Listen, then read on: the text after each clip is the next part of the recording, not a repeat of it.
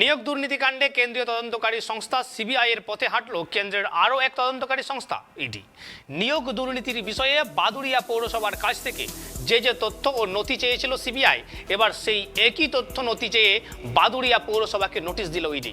তদন্ত করে সংস্থা সূত্রে জানা গিয়েছে, এই সমস্ত নথি দেওয়ার জন্য 1 সপ্তাহ সময় দেওয়া হয়েছে বাদুড়িয়া পৌরসভা কর্তৃপক্ষকে। এ বিষয়ে বাদুড়িয়ার পৌরসভার চেয়ারম্যান দীপঙ্কর ভট্টাচার্য ফোন কলে জানান, ইডির নোটিশের সাড়া দিয়ে পৌরসভার কর্তৃপক্ষের তরফে তদন্তকারী সংস্থাকে সহযোগিতা করা হবে। বাদুড়িয়া পৌরসভার এক্সিকিউটিভ অফিসার যাবতীয় তথ্য ও নথি যা বাদুড়িয়া পৌরসভার কাছে আছে তা এই দিনে তুলে দেবেন।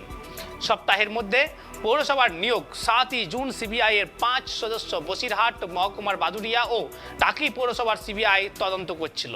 এবার এনফোর্সমেন্ট ডিপার্টমেন্টের চিঠি দিল বাদুড়িয়া পৌরসভাকে। আগামী 1 সপ্তাহের মধ্যে 2017 থেকে 2022 সাল পর্যন্ত গ্রুপ ডি নিয়োগ তথ্য সংক্রান্ত সমস্ত রিক্রুটমেন্টের নথি নিয়ে হাজিরার নির্দেশ সিজিও কমপ্লেক্সে।